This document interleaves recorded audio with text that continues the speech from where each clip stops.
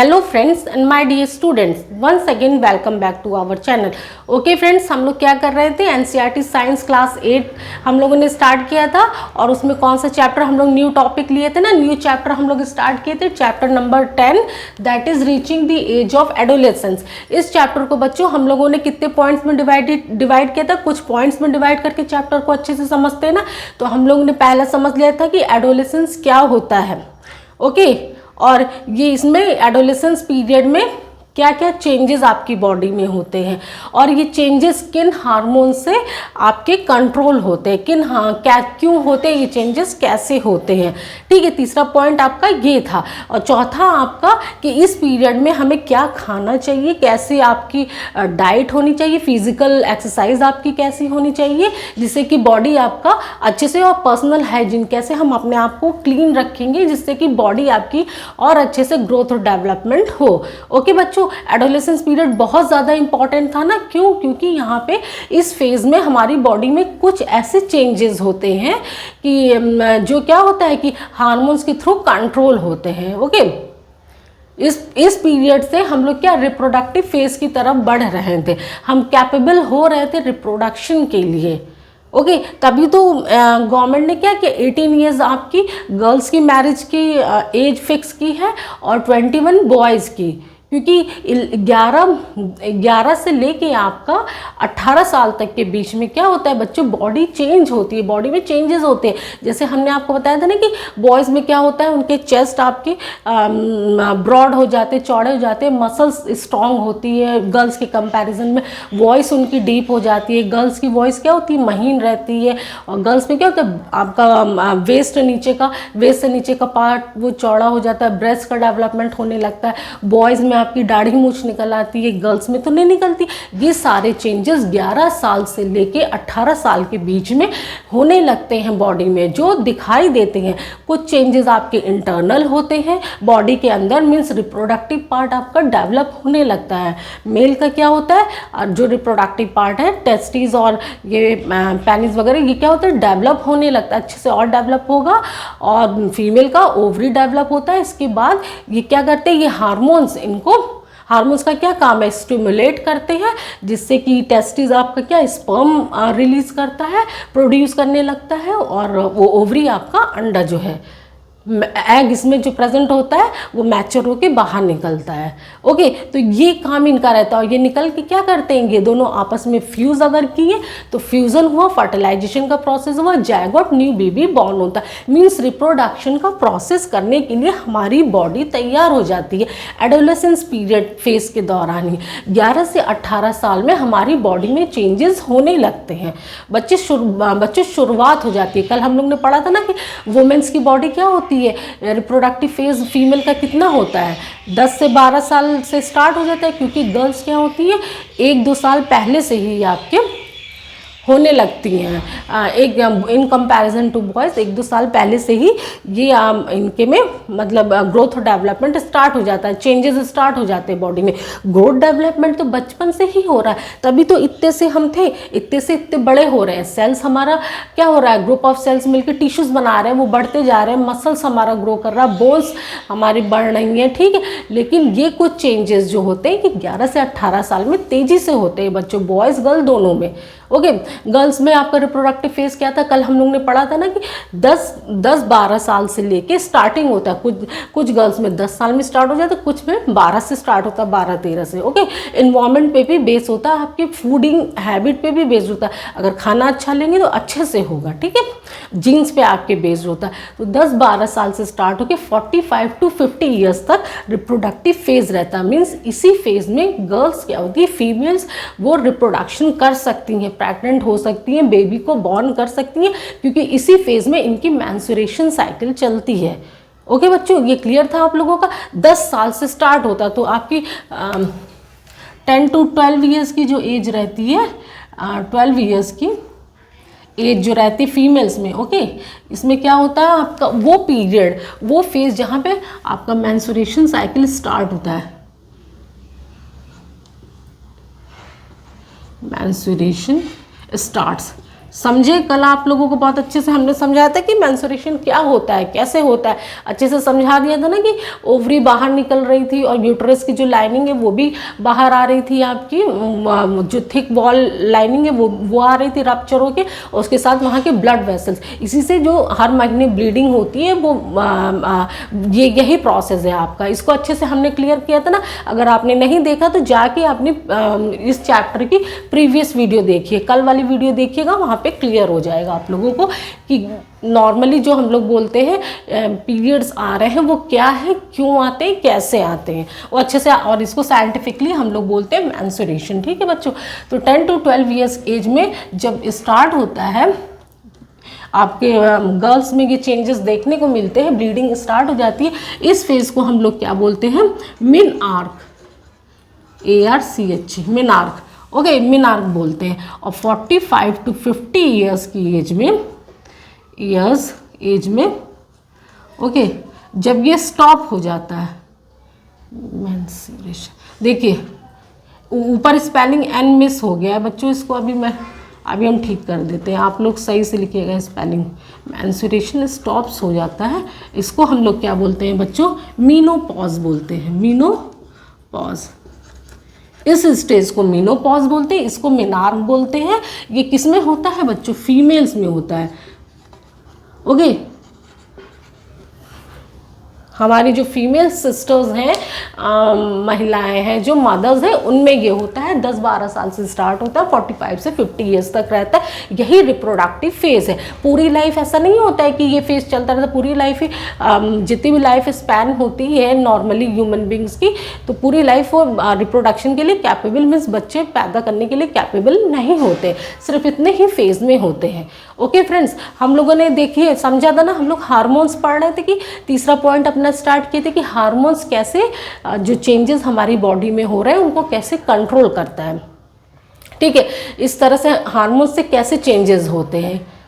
Okay, इसको हम पढ़ रहे थे, इसमें हम लोग ने पहला देख लिया था कि सेक्स हार्मोन मतलब सेक्स ऑर्गन जो है आपके रिप्रोडक्टिव ऑर्गन्स मीन्स जो है वो कैसे कंट्रोल हो रहे थे हार्मोन्स के थ्रू। ठीक है, तो एक आपके क्या थे, अब और दूसरे हार्मोन्स देखेंगे कि वो कैसे, और भी अदर हार्मोन्स जो है वो कैसे कंट्रोल हो रहे हैं। ठीक है, आपका क्या है, अदर हार्मोन्स का रोल क्या है चेंज में। आप यहाँ पे हेडिंग डाल लीजिए, अदर हार्मोन्स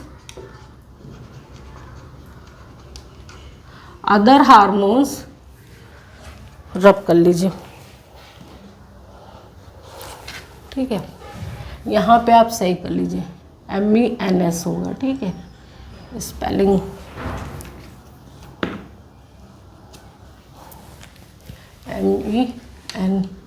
MENS T और ये R। Okay, menstruation.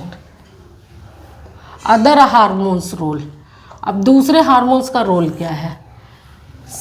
Reproductive hormone, sex hormone के बारे में कल हम लोग पढ़ चुके थे ना, अब दूसरे हार्मोन्स के बारे में समझेंगे हम लोग बच्चों। ठीक है, कल हम लोग ने क्या पढ़ा था कि एक पिट्यूटरी ग्लैंड होता है, वो क्या है, big boss of the house. जैसे बिग बॉस हाउस का आपका क्या होता है, मेन होता है ना, बिग बॉस होता है घर का, तो इसी तरह से पिट्यूटरी ग्लैंड था। और पिट्यूटरी ग्लैंड क्या कर रहा था, ये स्टिमुलेट कर रहा था, बैठे पीछे इसने कुछ टास्क दे दिए। इसके घर में दो पार्टिसिपेंट आपके हैं, बहुत सारे पार्टिसिपेंट है ना, तो उसमें से 2 पार्टिसिपेंट, एक टेस्टिस था और एक ओवरी था। आइए फिर से इसको देख लेते हैं, इसके साथ दूसरे हार्मोन्स भी हम पढ़ लेंगे।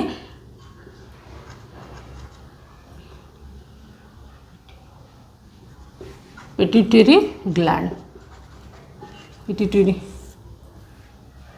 पिट्यूटरी ग्लैंड ये आपका क्या था, बिग बॉस था। इसको हम लोग समझे थे ना, या आपके लिखने के लिए नहीं है, सिर्फ समझने के लिए है। ये क्या कर रहा था, एक आपके यहाँ पे सेक्स हार्मोन्स आ गए। ओके, सेक्स हार्मोन्स कौन कौन से थे बच्चों, कल हम लोग समझ चुके हैं। टेस्टिस था और ओवरी। ये क्या होता है, ये आपके मेल रिप्रोडक्टिव पार्ट है ना, टेस्टिस आपका मेल का है और ओवरी आपकी फीमेल की है। अब ये क्या कर रहे थे, बिग बॉस जो है ये यहाँ पे इन्होंने इनके घर में बहुत सारे पार्टिसिपेंट हैं, इसमें से 2 जो सेक्स हार्मोन है वो पार्टिसिपेंट, एक टेस्टिस एक ओवरी। तो इनको इन्होंने टास्क दिया, कुछ टास्क दिया, काम वर्क होता है ना हाउस में, बिग बॉस के हाउस में बहुत सारे टास्क रहते हैं, एक्टिविटी परफॉर्म करते हैं। तो इन लोगों ने टास्क किया, पिट्यूटरी ग्लैंड ने क्या किया, स्टिमुलेट्स किया, पीछे स्टिमुलेट्स, पीछे से बैठ के देख रहे हैं, बिग बॉस देख रहे हैं, स्टिमुलेट कर रहे हैं, मॉनिटर कर रहे हैं। ओके, तो इसने क्या प्रोड्यूस कर दिया था आपका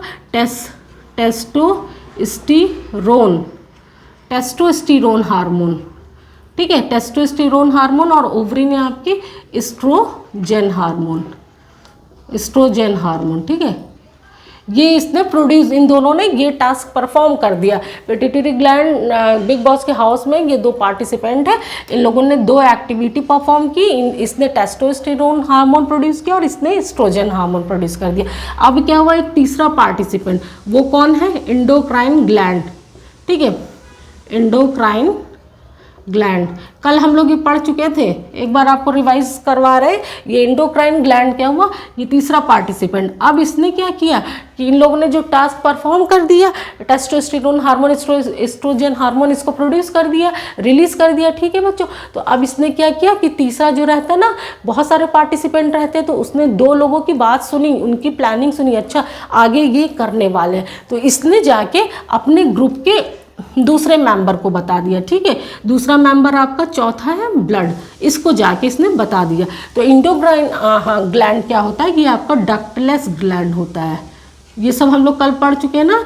और ये क्या करता है, release this hormone in blood, ये रिलीज दीज हार्मोन्स, यही दोनों जो टेस्टोस्टेरोन हार्मोन एस्ट्रोजन हार्मोन है, दीज हार्मोन्स इनको रिलीज कर देता है, किसमें, रिलीज इन ब्लड, ठीक है, रिलीज इन ब्लड, इसमें रिलीज कर दिया।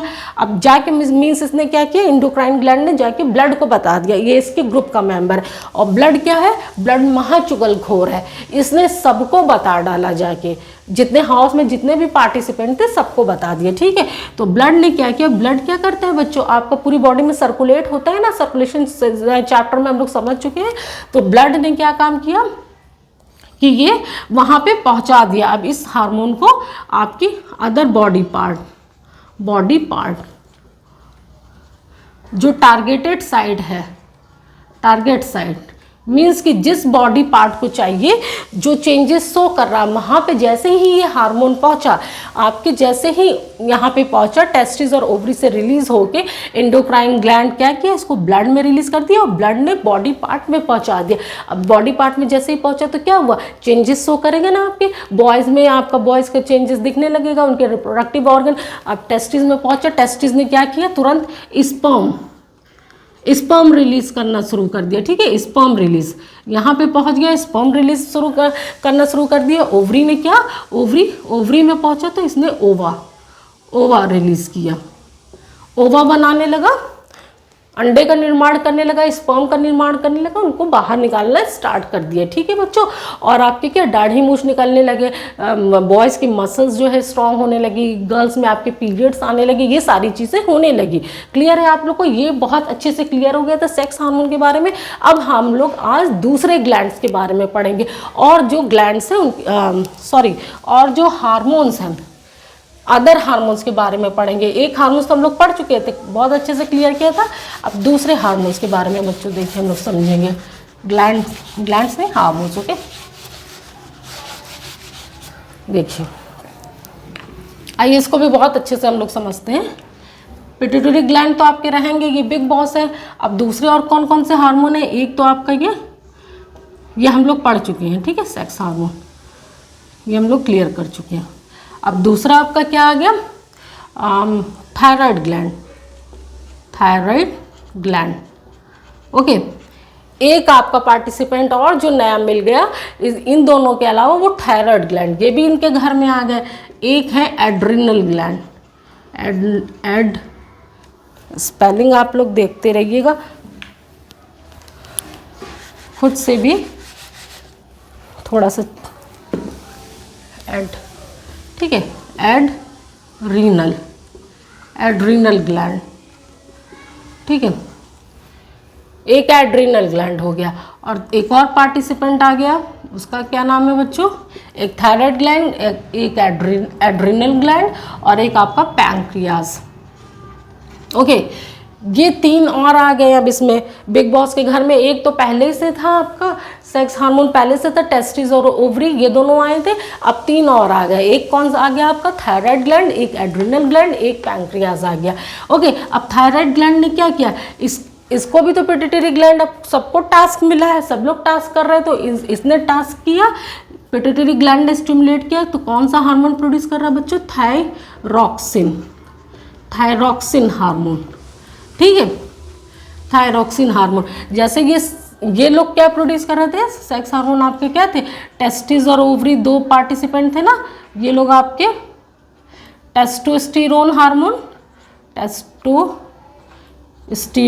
टेस्टोस्टेरोन हार्मोन और आपका एस्ट्रोजन, ये दोनों हार्मोन प्रोड्यूस कर रहे थे। इसी तरह से थायराइड ग्लैंड आ गए, 3 और पार्टिसिपेंट आ गए आपके बिग बॉस के हाउस में, एक थायराइड ग्लैंड, एक एड्रिनल ग्लैंड, एक पैंक्रियाज। इसने थायरॉक्सिन हार्मोन प्रोड्यूस कर दिया, एड्रिनल ग्लैंड ने adrenaline. Okay, adrenaline hormone produce किया, एड्रिनेलिन हार्मोन्स। ओके, और पैंक्रियाज ने आपके क्या प्रोड्यूस किया, इंसुलिन हार्मोन। ओके बच्चों, इंसुलिन हार्मोन। क्लियर है आप लोगों का? ठीक है, तो 3 और आ गए participant, thyroid gland, adrenal gland और पैंक्रियाज। और फिर इनको जो टास्क मिला तो इन्होंने थायरॉक्सिन हार्मोन, एड्रिनल हार्मोन और इंसुलिन हार्मोन प्रोड्यूस कर दिया। अब इसका काम क्या है, जैसे यहाँ पे तो हम लोगों ने समझ लिया था कि testosterone hormone, estrogen hormone produce किया, और इन्होंने क्या काम किया, हमने समझ लिया था ना, बॉयज़ में क्या चेंजेस हो रहे हैं, गर्ल्स में क्या चेंजेस हो रहे हैं। अब यहाँ पे देखिए बच्चों क्या चेंजेस हो रहे हैं, thyroxine hormone, thyroid gland.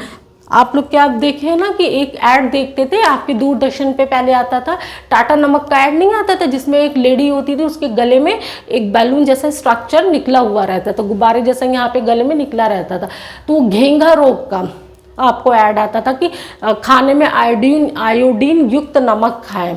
Okay, आयोडीनाइज salt खाएं, जिससे कि आपको घेंगा ग्वाइटर रोग नहीं होगा। वो घेंगा रोग बच्चों किसकी वजह से होता है, इसी थायरॉक्सिन हार्मोन की कमी की वजह से होता है ग्वाइटर रोग। कौन सी बीमारी होती है, GOI, ग्वाइटर। ठीक है, ग्वाइटर रोग आपका किसकी वजह से होता है, थायरॉक्सिन हार्मोन की कमी से होता है।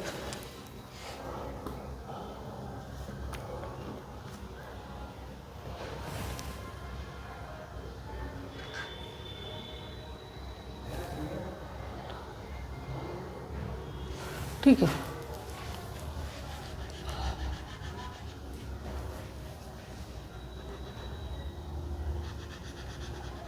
देखिए स्पेलिंग आप देखते रहिए खुद से भी, TRY। ओके, और यहाँ पे आपका GOITRE, ग्वाइटर।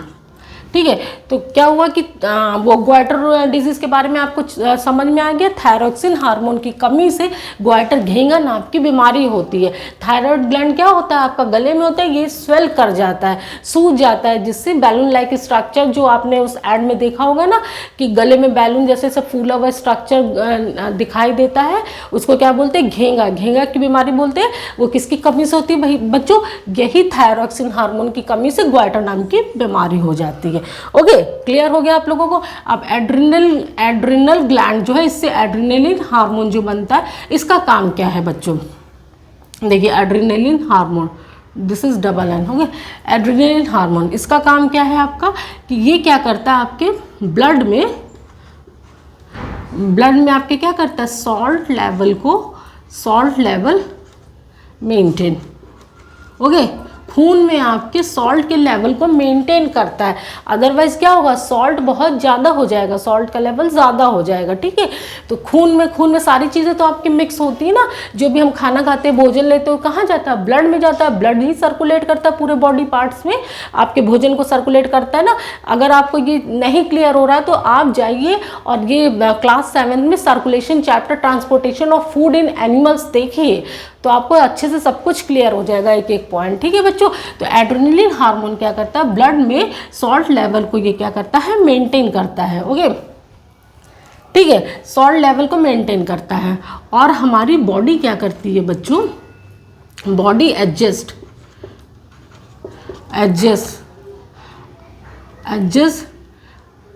इन स्ट्रेस। बॉडी जब स्ट्रेस में होती है तो अपने आप को एडजस्ट करती है ड्यूरिंग किस किस कंडीशन में अपने आप को एडजस्ट करती है? जब बहुत ज़्यादा वरीड, घबराहट होती है ना, टेंशन हो जाती है किसी चीज़ की, तब गुस्सा आता है, एंग्री तब, या एम्बैरस फील होता है, ओके, तब। जब शर्मिंदा आदमी होता है तब, या फिर जब गुस्सा आता है तब, और या फिर आपके घबराहट होने लगती है, टेंशन होती है तब। तो बॉडी को कैसे एडजस्ट होता है? बहुत ज़्यादा टेंशन होने लगती है, हम घबराने लगते हैं, बहुत गुस्सा आता है तो क्या होता है? यही एड्रेनलिन हार्मोन जो आपका रहता है, ये क्या करता है बच्चों? ये कंट्रोल करता है हमारे गुस्से पे, ओके। और जिसका एड्रेनल ग्लैंड ही सही से नहीं काम करेगा तो वो गुस्से पे कंट्रोल ही नहीं कर पाएगा। कुछ लोग ऐसे नहीं रहते, मार देते हैं जान से, ओके। मारपीट इतनी ज़्यादा हो जाती है कि अब वो छोड़ते नहीं, मार देते, उनका गुस्से पे कंट्रोल नहीं रहता। कुछ लोग इतना घबराते कि अपनी तबीयत खराब कर लेंगे, दूसरे की भी खराब कर देंगे वो। तो उनका एड्रेनल ग्लैंड जो होता है वो प्रॉपर फंक्शन नहीं करता है, वो वीक रहता है, ठीक है बच्चों। तो आपका क्लियर हो गया कि एड्रेनल ग्लैंड का क्या काम है? ये एड्रेनलिन हार्मोन प्रोड्यूस करता है, ब्लड में सॉल्ट के लेवल को मेंटेन करता है, और बॉडी एडजस्ट करती है अपने आप को स्ट्रेस के टाइम में। जो भी स्ट्रेस होता है, उसको टेंशन होती है, चाहे वो टेंशन हो, घबरा रहे हो, या गुस्सा हो, या एम्बैरस्ड हो, मतलब कि शर्मिंदा हो, तीनों टाइम में बॉडी अपने आप को वो करती है, कंट्रोल करती है। किसकी वजह से? इसी एड्रेनलिन हार्मोन के। जो लोग बहुत ज़्यादा घबराते हैं, मीन्स उनका आप क्या कहेंगे, एड्रेनल ग्लैंड सही से काम नहीं कर रहा है, एड्रेनलिन हार्मोन कम है उनके में, ज़्यादा गुस्सा कर रहे हैं, ज़्यादा घबरा रहे हैं, या फिर बहुत ज़्यादा एम्बैरस फील कर रहे हैं, ओके, ठीक है। अब पैंक्रियास का क्या काम है? इंसुलिन हार्मोन की प्रोड्यूस करता है बच्चों। इंसुलिन हार्मोन क्या करता है? इसकी कमी से इनसफिशिएंट होने से, इसकी कमी से क्या हो जाता है? डायबिटीज़ नामक रोग हो जाता है। शुगर की बीमारी नहीं होती है डायबिटीज़, वो इंसुलिन की ही कमी से होता है, ठीक है बच्चों। क्लियर हो गया आप लोगों को? ये यहाँ से अच्छे से समझ में आ गया कि अदर हार्मोन्स का, दूसरे सेक्स हार्मोन्स के अलावा जो दूसरे हार्मोन्स हैं, उनका बॉडी में क्या रोल है, वो क्या करते हैं, ओके, उनकी वजह से क्या चेंजेस हो जाते हैं अगर वो सही से नहीं होंगे। तो 3 और पार्टिसिपेंट आपके आगे, एक सेक्स हार्मोन तो था ही, थायराइड ग्लैंड, एड्रिनल ग्लैंड और पैंक्रियास, 3 और बिग बॉस के हाउस में आ गए, यानी पिट्यूटरी ग्लैंड के घर में आ गए। पिट्यूटरी ग्लैंड आपका कहाँ होता है? ये ब्रेन में होता है, ठीक है, ब्रेन से कनेक्टेड होता है, आपके माइंड से, दिमाग में, ओके। अब थायराइड ग्लैंड आपका थायरॉक्सिन हार्मोन प्रोड्यूस किया, इसने पिट्यूटरी ग्लैंड ने क्या किया? स्टिमुलेट किया। एड्रिनल ग्लैंड ने एड्रिनल हार्मोन, पैंक्रियाज ने इंसुलिन हार्मोन आपका प्रोड्यूस किया, ठीक है। 3 आपके ग्लैंड हो गए, और ये इन लोगों ने ये हार्मोन प्रोड्यूस कर दिए। अब इन हार्मोन्स का काम क्या है? इनकी कमी से क्या हो जाता है? इसकी कमी से ग्वाइटर नाम की बीमारी हो जाती है। एड्रिनल हार्मोन की कमी होने से क्या है? इसका काम क्या है कि ब्लड में सॉल्ट का लेवल जो है मेंटेन करता है। इसकी कमी से अगर नहीं सही से प्रॉपर वर्क करेगा तो आदमी को स्ट्रेस बहुत ज़्यादा होने लगेगा, वो घबराने लगेगा, गुस्सा आने लगेगा, शर्मिंदगी होगी, तो वो कंट्रोल नहीं, उसकी बॉडी एडजस्ट नहीं कर पाएगी। और आपका इंसुलिन की कमी हो जाती है तो क्या होता है? इंसुलिन लेवल गड़बड़ाया तो क्या होगा? डायबिटीज़ हो जाता है, ओके फ्रेंड्स। तो ये हम लोगों को क्लियर हो गया। और पिट्यूटरी ग्लैंड ये सीक्रेट ग्रोथ हार्मोन भी सीक्रेट करते हैं, ओके। ग्रोथ हार्मोन्स भी सीक्रेट करते हैं, जो नॉर्मल ग्रोथ ऑफ बॉडी के लिए रिस्पॉन्सिबल रहते हैं। नॉर्मल ग्रोथ ऑफ बॉडी, ठीक है, इसके लिए क्या रहते हैं? ये रिस्पॉन्सिबल रहते हैं, responsible for normal growth of body. Clear हो गया आप लोगों का?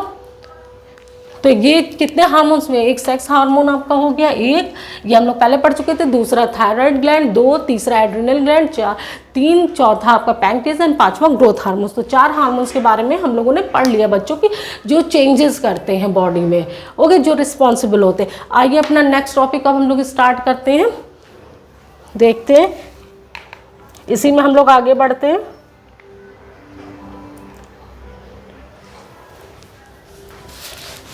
Role of hormones in completing the, ये तो हम लोग ने एनिमल्स ह्यूमन बींग्स में पढ़ लिया। अब role of hormones in completing, role of hormones in completing what,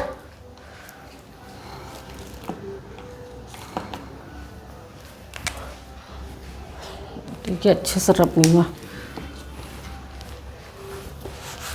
role of hormones in completing life history of insect and frogs. Okay,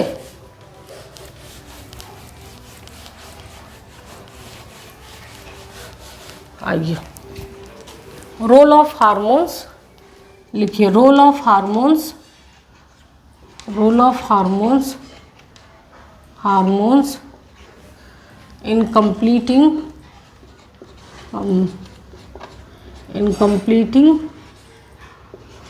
life history या life cycle of insects and frog। Okay, clear है आप लोगों को बच्चों कि अब hormones का क्या रोल है। ह्यूमन बींग्स में तो हमने देख लिया कि क्या क्या कैसे काम कर रहा था। 5 हार्मोन आपके निकाल रहे थे, एक सेक्स हार्मोन जो रिप्रोडक्टिव आपके हम वो सेक्स ऑर्गन जो हैं उनसे निकल रहे थे, और क्या चेंजेस कर रहे थे। आपका एड्रिनल ग्लैंड से कौन सा हार्मोन निकल रहा था, थायराइड ग्लैंड से निकल रहा था, पैंक्रियास से निकल रहा था, और आपके ग्रोथ हार्मोन्स जो थे, और ये सब क्या चेंजेस कर रहे थे ये हम लोग समझ लिए। अब देखिए बच्चे, जो छोटे इंसेक्ट्स हैं या फ्रॉग, इनमें क्या होता है, इनमें हार्मोन्स का क्या रोल होता है। इंसेक्ट्स आप लोग ने सिल्क मोथ के बारे में पढ़ा था ना, उसका पूरा लाइफ साइकिल पढ़ चुके हैं आप लोग कि एक रेशम का कीड़ा कैसे बनता है, एक लार्वा से कैसे वो बड़ा सा रेशम का कीड़ा बन जाता है। मीन्स उसकी लाइफ साइकिल पूरी आपने पढ़ ली थी। मेढक की भी लाइफ साइकिल आपने पढ़ी थी कि एक मेढक जो है लार्वा स्टेज से कैसे आपका एडल्ट वो बन जाता है, फ्रॉग में कन्वर्ट होता है। तो जो चेंजेस होते हैं बच्चों, कहने का मतलब इनके बीच जो चेंजेस हो रहे हैं लार्वा स्टेज से लेके एडल्ट बनने में, एडल्ट सिल्क मोथ बनने में, लार्वा स्टेज से लेके एडल्ट फ्रॉग बनने में जो चेंजेस होते हैं, इसको हम लोग क्या कह रहे थे, इस पीरियड के दौरान जो चेंजेस हो रहे हैं आपके, उसको मेटामॉर्फोसिस बोलते थे ना। ये हम लोगों ने पढ़ रखा था, ठीक है। देखिए the changes between larva stage to adult stage। Okay, adult frog आपका बन रहा है, सिल्क मोथ बन रहा है लार्वा से, तो उसको क्या हम लोग कह रहे थे, इज कॉल्ड मेटामॉर्फोसिस। ओके, जितने भी चेंजेस हो रहे थे लार्वा से लेके एडल्ट फ्रॉग बनने तक में, जो भी चेंजेस हो रहा था कि पूंछ निकल रही है, फिर पूंछ गायब हो जा रही है, पहले उनका स्ट्रक्चर कैसे था, उनका वर्क कैसे था, फ्रॉग बनने पे कैसा हो जा रहा है, पहले लार्वा स्टेज में वो कैसे थे, और कैटरपिलर जब बड़े पूरे बन गए, रेशम का कीड़ा सिल्क का जो होता पूरा बन गया, तो उनके क्या जो चेंजेस हुए इस दौरान, उनकी लाइफ की जर्नी में जो चेंजेस हुए हैं बच्चों, उसी को हम लोग क्या बोलते हैं, मेटामॉर्फोसिस बोलते हैं, चेंजेस को भी। ठीक है, अब ये चेंजेस हो कैसे रहे, मेटामॉर्फोसिस हो कैसा रहा, इसमें क्या है, इंसेक्ट हार्मोन्स। ओके, इंसेक्ट्स में क्या होते हैं, मेटामॉर्फोसिस के प्रोसेस में,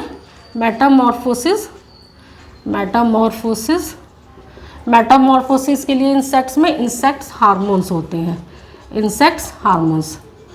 ओके, जो इनको क्या करते हैं, स्टिमुलेट करते हैं चेंजेस करने के लिए। जैसे पिट्यूटरी ग्लैंड स्टिमुलेट कर रहा था ना, ये आपके जो हार्मोन्स थे, सेक्स हार्मोन, आपके एड्रिनल ग्लैंड और थायराइड ग्लैंड, इनको स्टिमुलेट कर रहा था, पैंक्रियास को, तो ये लोग हार्मोन्स प्रोड्यूस कर रहे थे, और वो हार्मोन आपके बॉडी में क्या कर रहे थे, चेंजेस कर रहे थे। इसी तरह से इंसेक्ट्स में क्या होते हैं कि जो चेंजेस हो रहे हैं, चेंजेस को मेटामॉर्फोसिस बोलते हैं। जो भी आपके लार्वा से लेके एडल्ट स्टेज तक चेंज हो रहे थे, तो मेटामॉर्फोसिस किसकी वजह से हो रहा था, इंसेक्ट हार्मोन की वजह से। ओके, तभी वो चेंजेस होते हैं, बड़े बन जाते हैं। जैसे हम लोग में भी तो 11 साल से चेंजेस हुए, हम लोग 18 साल में पहुंचे, तो चेंजेस हुए, रिप्रोडक्टिव फेज में अपने पहुंचे, और बेबी हम बियर करने के कैपेबल हुए। इसी तरह से इंसेक्ट्स में चेंजेस कैसे हो रहे हैं बच्चों, इंसेक्ट हार्मोन के थ्रू हो रहे हैं। और फ्रॉग में आपका किसके थ्रू होता है, मेटामॉर्फोसिस का प्रोसेस, यही मेटामॉर्फोसिस मीन्स चेंज का है। थायरॉक्सिन हार्मोन किसके थ्रू होता है बच्चों? Thyroxine hormone. Okay, thyroxine hormone के थ्रू होता है और हम लोग ने पढ़ रखा है थायरॉक्सिन हार्मोन अभी कौन प्रोड्यूस करता है? आपका thyroid gland. Thyroid gland, thyroid gland produce, okay, produce करती है, प्रोड्यूस। ठीक है, मेटामॉर्फोसिस यहाँ पे लिख लीजिए। फ्रॉग में मेटामॉर्फोसिस हो रहा है ना, मेटामॉर्फोसिस। मेटामॉर्फोसिस किसके थ्रू हो रहा है? थायरॉक्सिन हार्मोन के थ्रू हो रहा है। थायरॉक्सिन हार्मोन कौन प्रोड्यूस कर रहा है? आपका थायराइड ग्लैंड प्रोड्यूस कर रहा है। अब थायरॉक्सिन हार्मोन के लिए ज़रूरी है बच्चों आयोडीन, आयोडीन मीडियम। ठीक है, आयोडीन का मीडियम ज़रूरी है। ओके, सॉल्ट का मीडियम ज़रूरी है थायरॉक्सिन हार्मोन के लिए। क्यों ज़रूरी है? क्योंकि इसी मीडियम में ये ज़रूरी है। अगर ये नहीं रहेगा तो थायरॉक्सिन हार्मोन आपका क्या होगा? ये नहीं प्रोड्यूस होगा। ये नहीं प्रोड्यूस होगा तो कैसे होगा ये? अगर ये नहीं प्रोड्यूस हुआ तो फ्रॉग में आपका क्या होगा? मेटामॉर्फोसिस का प्रोसेस नहीं होगा, यानी लार्वा से लेके वो बड़ा फ्रॉग ही नहीं बन पाएगा। टैडपोल स्टेज से वो उसमें नहीं आएगा। इसलिए क्या होता है कि अगर वाटर में, वाटर जिसमें क्या होता है? टैडपोल रहता है, टैडपोल एग्जिस्ट। ठीक है, वो पानी जिसमें टैडपोल रह रहा है उसमें क्या होना चाहिए? उसमें प्रेजेंट होना चाहिए, प्रेजेंट आयोडीन। आयोडीन ज़रूर प्रेजेंट होना चाहिए, उसका मीडियम आयोडीनाइज्ड होना चाहिए। आयोडीन प्रेजेंट रहेगा तब थायरॉक्सिन हार्मोन क्या होगा? थायरॉक्सिन हार्मोन प्रोड्यूस होगा। और फ्रॉग किससे? आपका टैडपोल जो है, टैडपोल चेंज हो जाएगा बच्चों, किसमें? मेटामॉर्फोसिस का प्रोसेस होगा और ये फ्रॉग में एडल्ट फ्रॉग बन जाएगा।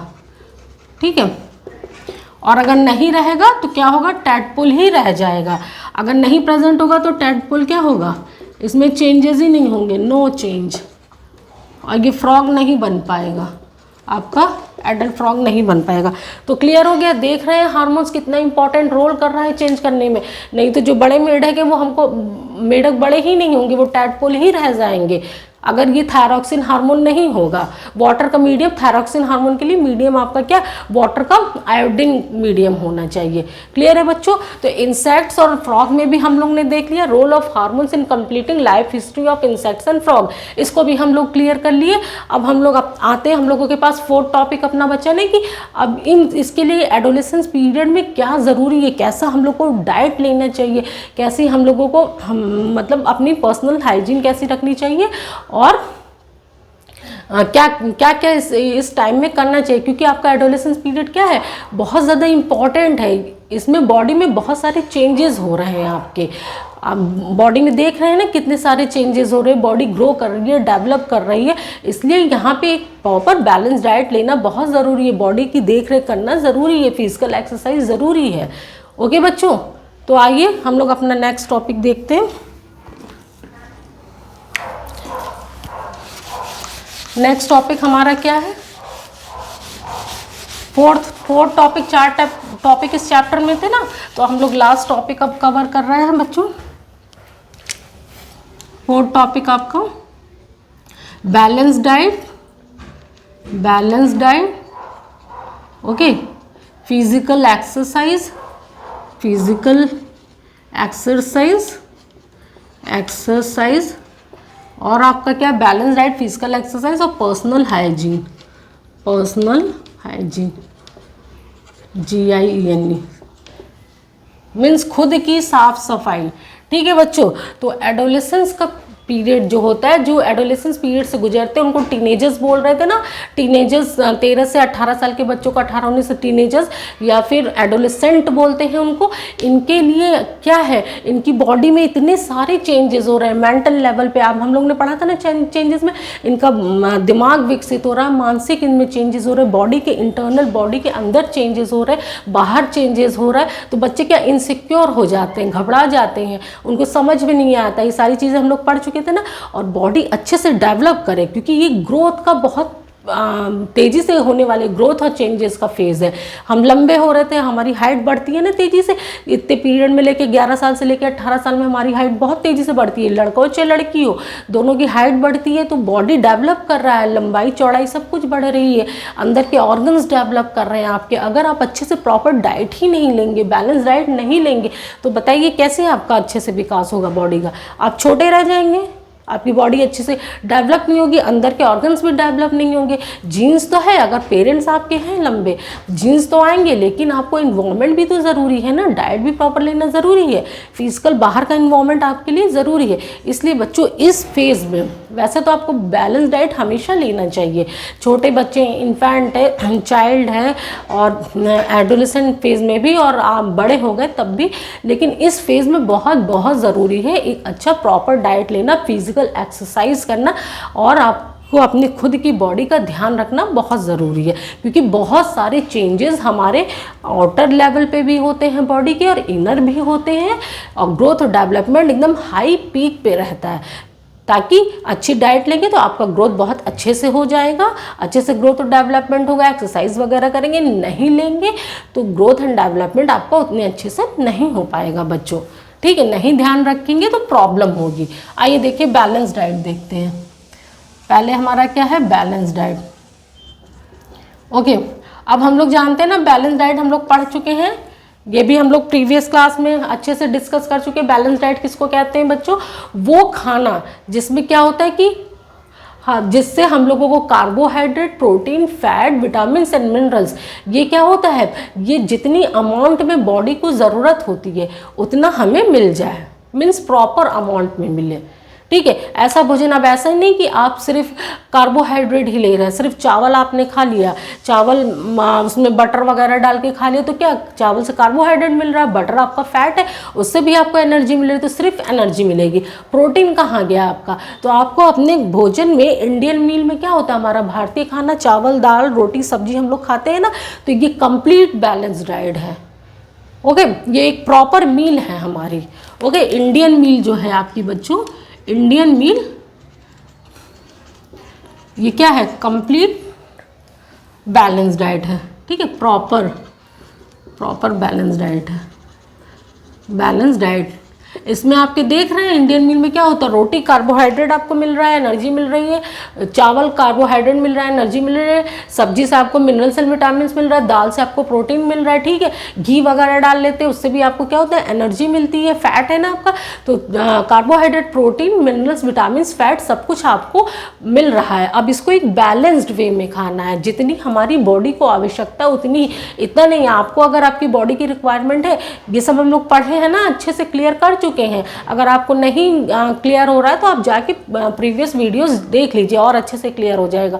तो हम क्या करेंगे, जितनी हमारी बॉडी को ज़रूरत है एज के अकॉर्डिंग और हमारे फिजिकल स्टेटस वर्क के अकॉर्डिंग, ओके, हमें 2 रोटी खाना है तो हम 2 ही, अगर हम 4 खा लेंगे तो वो ज़्यादा हो जाएगा, और 2 से कम खाएंगे, 1 खाएंगे तो वो कमी हो जाएगी बच्चों, जिससे हमारी बॉडी का प्रॉपर डेवलपमेंट नहीं हो पाएगा, ठीक है? तो इंडियन मील आपकी क्या है, बैलेंस डाइट है, प्रॉपर बैलेंस डाइट है। मिल्क आपका क्या है, कंप्लीट फूड है। मिल्क कंप्लीट फूड है। मिल्क अपने आप में कंप्लीट फूड है। मिल्क हम लोग ने पढ़ा था ना, मिल्क से हमको सब कुछ मिलता है, प्रोटीन भी इसमें मिल रहा है, कार्बोहाइड्रेट भी मिल रहा है, एनर्जी भी मिल रही है, मिनरल्स एंड विटामिन सब कुछ हमको मिल्क से मिलता है। इसलिए मिल्क क्या बोलते हैं, अपनी भोजन में दूध को जरूर शामिल कीजिए। हर एज ग्रुप के बच्चे को, हर एज ग्रुप को दूध लेना चाहिए। छोटे बच्चे तो पीते ही पीते हैं, वो तो मदर के मिल्क पे डिपेंडेंट रहते हैं, क्योंकि कुछ खा नहीं पाते जो इन्फेंट है, न्यूली बॉर्न बेबी, लेकिन सबको पीना चाहिए, क्योंकि मिल्क अपने आप में ही कंप्लीट फूड है, इसमें सब कुछ प्रेजेंट रहता है जो बैलेंस डाइट के लिए ज़रूरी है आपका। ओके, मिल्क हो गया। अब फ्रूट से आपको क्या मिलता, फ्रूट से भी आपको न्यूट्रिशन मिलता था ना, न्यूट्रिशन, क्योंकि फ्रूट्स में मिनरल्स एंड विटामिन होते हैं बच्चों, और ये क्या करते थे, ये हमारी बॉडी को प्रोटेक्ट करते हैं ना, ये स्ट्रेंथ प्रोवाइड कर रहे थे, प्रोटेक्शन का काम कर रहे थे, ठीक है? Minerals and vitamin. और जो इन्फेंट है, इन्फेंट मीन्स जो न्यूली बॉर्न बेबी है, जो पैदा हो रहे हैं, वो किस पे, मदर्स मिल्क पे, मदर्स मिल्क, उनके लिए मदर्स मिल्क ही न्यूट्रिशन का काम करता है, ठीक है, उससे उनको न्यूट्रिशन मिलता है। क्लियर है? ओके, मदर्स मिल्क से इनको क्या होता है? न्यूट्रिशन मिलता है। अब आपको क्या क्या लेना चाहिए? एडोलेसेंट जो हैं उनको, टीनेजर्स या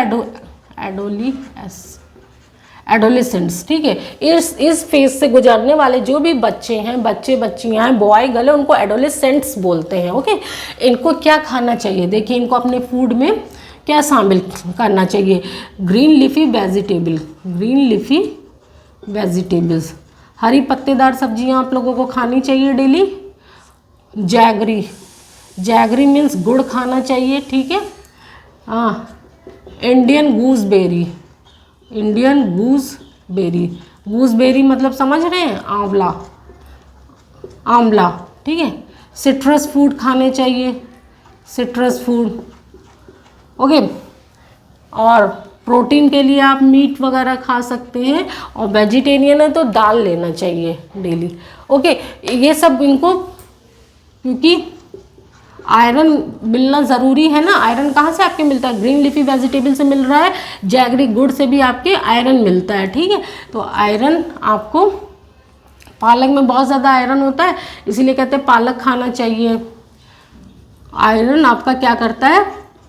ब्लड बनाता है, बॉडी में ब्लड बनाने का काम करता है, ठीक है। ब्लड को, जिसको कहते हैं ना कि खून की कमी हो गई तो क्या क्या चीज़ खानी चाहिए? डॉक्टर्स एडवाइस करते हैं ना कि खून की कमी है तो भाई आप ये चीज़ खाइए, तो आप अपनी डाइट में ही क्यों नहीं शामिल कर ले रहे हैं कुछ चीज़ों को, जिससे कि आपको बॉडी में कमी ही ना हो। देखिए, एडोलेसेंट पीरियड में आपको ग्रीन लीफी वेजिटेबल, हरी पत्तेदार सब्जियां, गुड़, इंडियन गूसबेरी, आंवला और सिट्रस फूड, खट्टे फल खाने चाहिए। और मीट वगैरह, नॉन वेजिटेरियन है तो मीट ले, वेजिटेरियन है तो आप रोटी सब्जी चावल दाल ये सब चीज़ें खाएं। ओके, और दूध ज़रूर से लें, ताकि आपकी बॉडी का कंप्लीट अच्छे से ग्रोथ हो रहा है, डेवलपमेंट हो रहा है, वो और अच्छे से प्रॉपर हो, कोई भी कमी ना रहे बच्चों, ठीक है। अब आइए हम लोग फिजिकल एक्सरसाइज देखते हैं, पर्सनल हाइजीन देखते हैं। ओके, पहले पर्सनल हाइजीन समझ ले रहे हैं। पर्सनल हाइजीन का मतलब आप लोग समझ रहे हैं? पर्सनल हाइजीन मीन्स खुद की साफ सफाई, खुद की बॉडी का ध्यान रखना। हम लोग पढ़ रहे थे ना बच्चों, डेली हम लोगों को दिन में एक बार नहाना बहुत ज़रूरी है। क्यों? क्योंकि हम लोग ने देखा था ना कि एडोलेसेंट पीरियड में हमारी बॉडी में वैसे भी साफ सफाई के लिए नहाना बहुत ज़रूरी है। अदरवाइज़ क्या होगा, आपको बहुत सारी इन्फेक्शन होने के डर रहते ना। अपनी बॉडी का खुद ध्यान रखना चाहिए, सब नहाना धोना चाहिए डेली, एक बार, दिन भर में एक बार आप नहा ज़रूर लीजिए, बात करना चाहिए। ओके, पहला आप लिख लीजिए बाथ वंस डेली।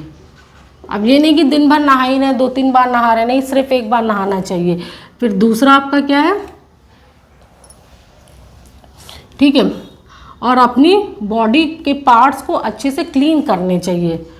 वॉश और clean body parts. Okay,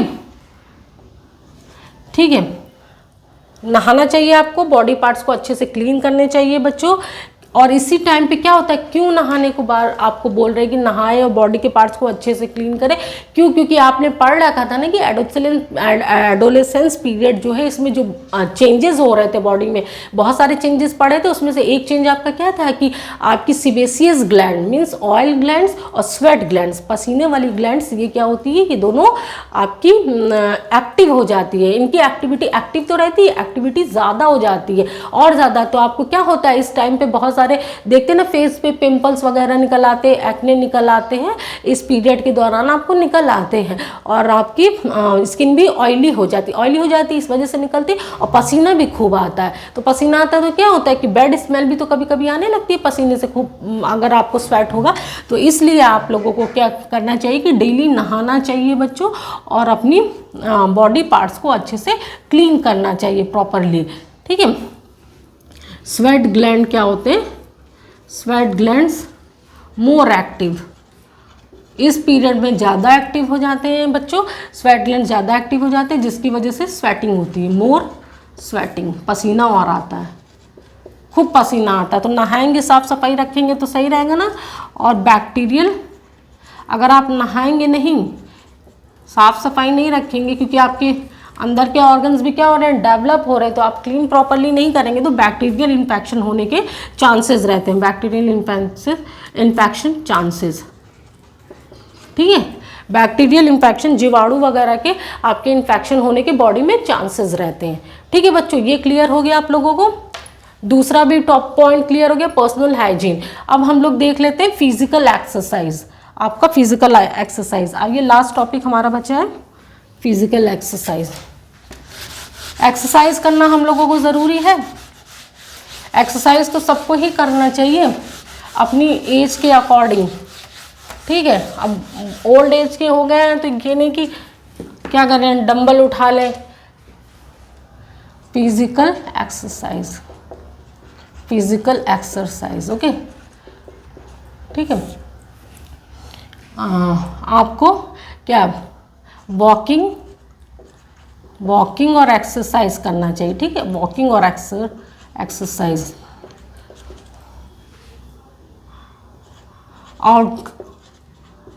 outdoor environment, ठीक है। और आउटडोर गेम्स भी आप खेल सकते, छोटे बच्चे खेलते हैं ना आउटडोर गेम्स। ये बॉडी को क्या करती हैं, बॉडी को फिट प्लस हेल्दी, ठीक है। Keeps body fit and healthy. जरा आप लोग सब लोग अपने बचपन में चले जाइए। जो लोग अभी 6 to 8 के बच्चे हैं वो तो छोड़ दीजिए, जो बड़े हैं कॉम्पिटिटिव लेवल के एग्ज़ाम की तैयारी कर रहे हैं वो बच्चे वापस अपने बचपन में चले जाए तो आप लोग क्या करते थे, घर में टिकते थे। लड़के बॉयज़ हो चाहे गर्ल्स हो, दोनों के लिए ज़रूरी है ये, क्योंकि चेंजेस दोनों की बॉडी में हो रहे हैं। गर्ल्स को अक्सर क्या कहा जाता था पहले के टाइम में कि आप घर में बैठ के खेलो, आप मतलब लूडो खेलो, घर में जितने भी गेम्स होते गुड्डे गुड़िए से खेलो। इसलिए उनका क्या होगा, प्रॉपर डेवलपमेंट नहीं हो पाता था। उनको भी ज़रूरी है physical exercise, okay. Physical exercise जो आप अपने घर से बाहर निकल के करें, एक्सरसाइजेस करें, या फिर आउटडोर गेम्स जो खेलते हैं। हम लोग क्या खेलते थे बच्चों, बचपन में आप चले जाइए बहुत सारे गेम्स नहीं खेलते थे। घर से बाहर निकल के दौड़ना, एक दूसरे को दौड़ना, पकड़ना, दौड़ा दौड़ी खेल रहे हैं, आइस पाइस खेल रहे हैं, बहुत सारे गेम खेलते थे ना। तो बहुत ज़रूरी है डेली आपको वॉक करना, इस पीरियड में वॉकिंग करना, फिजिकल एक्सरसाइज करना थोड़ी बहुत, और आउटडोर गेम्स खेलना। इससे क्या होगा कि बॉडी हमारी फिट रहेगी और हम हेल्दी रहेंगे, हमारा डेवलपमेंट और ग्रोथ अच्छे से होगा बॉडी का, ठीक है।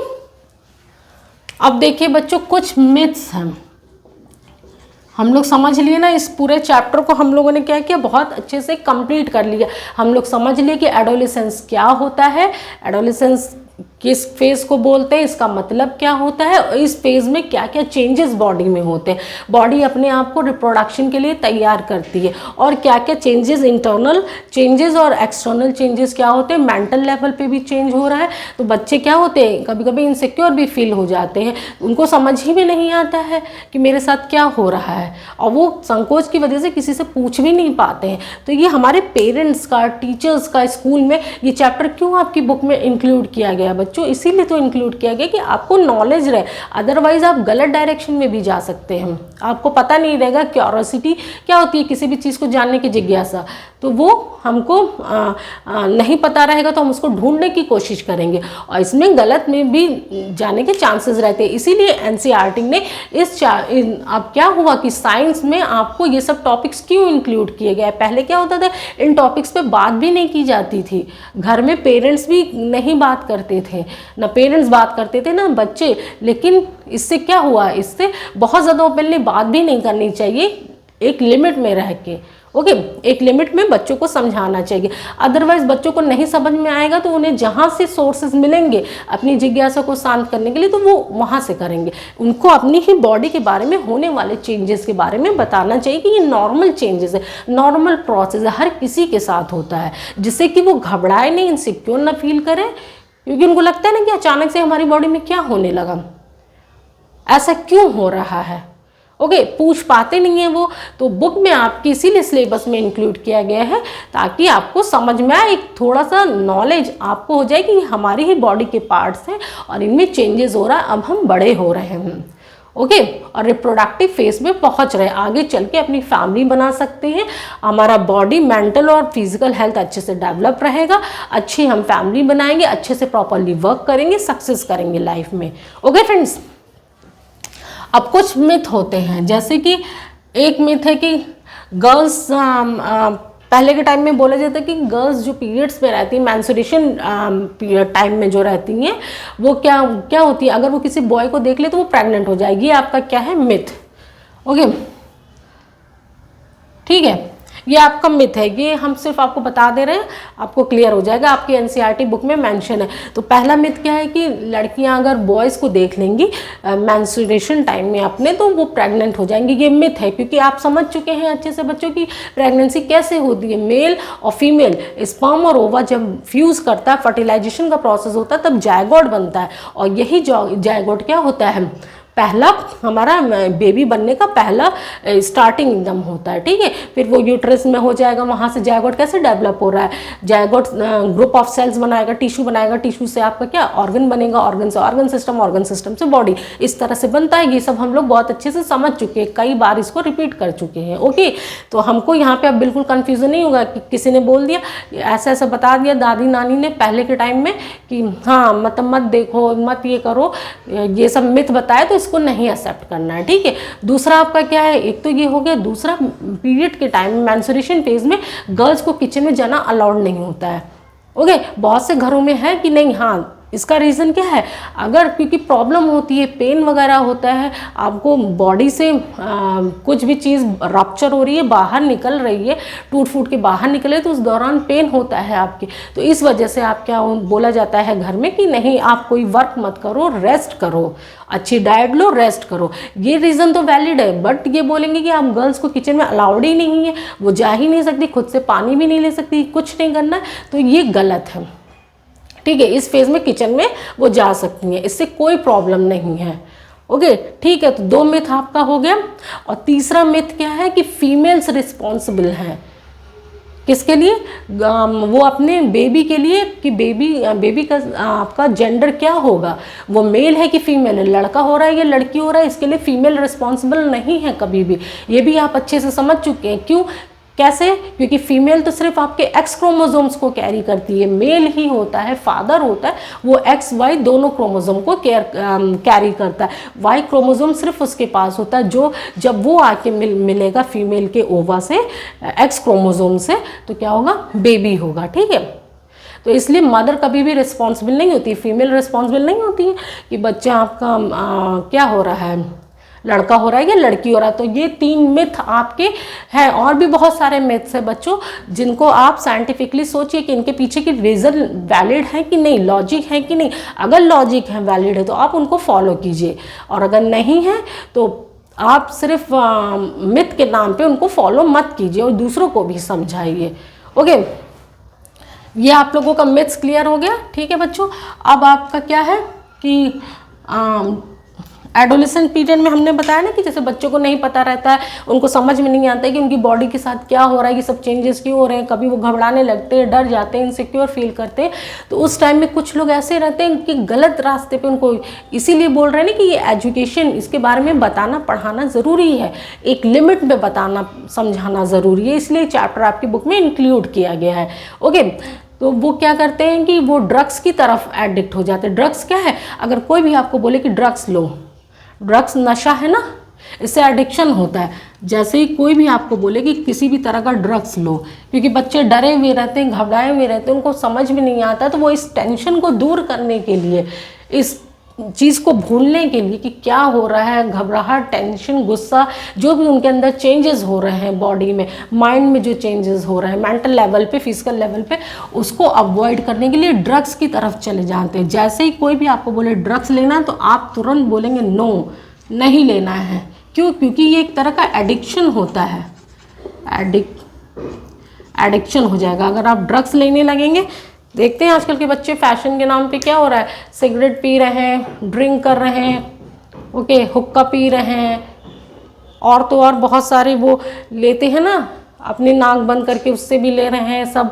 तो ये सब, इससे क्या होगा बच्चों, कुछ देर के लिए आप नशे में हो जाएंगे, भूल जाएंगे अपनी कंडीशन को, अपनी प्रॉब्लम को, लेकिन वो प्रॉब्लम हमेशा के लिए थोड़ी ख़त्म होगी। उसको फेस करिए, उसको समझिए, ओके, उससे फाइट करिए, लाइफ में आगे बढ़िए। ये क्या चीज़ है, हर प्रॉब्लम का सॉल्यूशन होता है लाइफ में, कोई भी प्रॉब्लम ऐसी नहीं होती कि जिसका सॉल्यूशन ही नहीं है, ओके। तो हमारे जो एडोलेसेंट्स हैं, जो टीनेजर्स हैं, वो गलत रास्ते पे ना जाए, वो ड्रग्स की तरफ ना बढ़े। कोई भी आपको अगर कहता है, बताता है ड्रग्स, तो आप तुरंत कहिए नहीं, मुझे ड्रग नहीं लेना, क्योंकि आप आदी हो जाएंगे। एडिक्शन क्या होता है, किसी भी चीज़ का आपको एडिक्शन हो गया, ड्रग्स तो एक है, लेकिन किसी भी चीज़ का आपको आदी नहीं होना है, मिस उसकी आदत, उसकी लत नहीं लगानी है। फिर क्या होगा कि आप उसके बिल्कुल गुलाम हो जाएंगे, उसी पे डिपेंडेंट हो जाएंगे। फिर आप अपने माइंड से काम नहीं करेंगे, वो आदत आपसे काम करवाएगी। तो क्या आपको अपनी लाइफ में गुलाम बन के रहना है, या खुद से काम करना है, खुद गुलाम बनाना है? अपने इस शरीर को क्या गुलाम बनाना है? नहीं ना। तो आप कभी भी ड्रग मत लीजिएगा, ठीक है। एड्स जानते हैं, एड्स के बारे में आप लोगों ने सुना है। एड्स किससे होता है? HIV वायरस से होता है। एड्स एक खतरनाक बीमारी है, एक्वायर्ड इम्यूनो डिफिशियंसी सिंड्रोम इसका फुल नेम है। एड्स, ठीक है, इसका फुल नेम क्या है बच्चों? Acquired immuno deficiency syndrome. और ये HIV वायरस से होता है, ओके। किससे होता है? HIV वायरस से होता है। अब ये हो कैसे जाता है, क्या होता है बच्चों? नॉर्मल पर्सन में कैसे कैसे आता है? कभी जो सिरिंज आप लोग जाते हैं ना, इंजेक्शन लगवाते हैं, अब क्या हो गया है कि डॉक्टर्स आपको जो भी इंजेक्शन लगाएंगे तो वो निडल तोड़ के उसको फेंक देते हैं।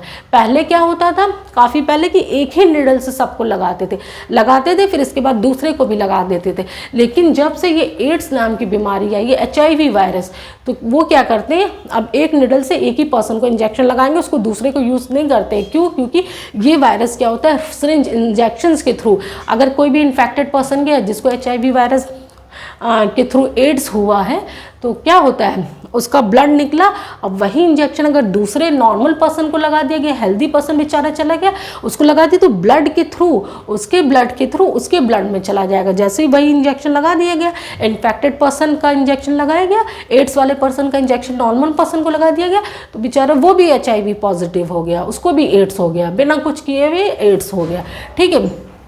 तो इसलिए सिरिंज के थ्रू होता है, या फिर मदर के थ्रू भी। अगर कोई मदर, किसी मदर को HIV है, एड्स की बीमारी है, HIV पॉजिटिव है, ओके, जिसको रहता है उसको HIV पॉजिटिव कहते हैं। एड्स की बीमारी है तो वो अपनी बेबी को फीड करेगी। जो न्यूली बॉर्न बेबी है, बच्चा किस पे डिपेंड करता है? मदर के मिल्क पे ही तो डिपेंड करता है, ओके। उसके लिए न्यूट्रिशन का सोर्स सिर्फ और सिर्फ वही है। अगर वो फीड कराती है, वो दूध पिलाती है अपनी बेबी को, तो बच्चा भी क्या हो जाएगा, वो भी, उसमें भी एड्स की बीमारी हो जाएगी, उसको भी फैल जाएगी, ओके। मिल्क के थ्रू भी ये होता है, क्लियर है। और एक मेन सोर्स तो उसका क्या है, HIV पर्सन के साथ अगर सेक्सुअल कांटेक्ट हो जाए तब भी हो जाता है, ठीक है। Sexual contact with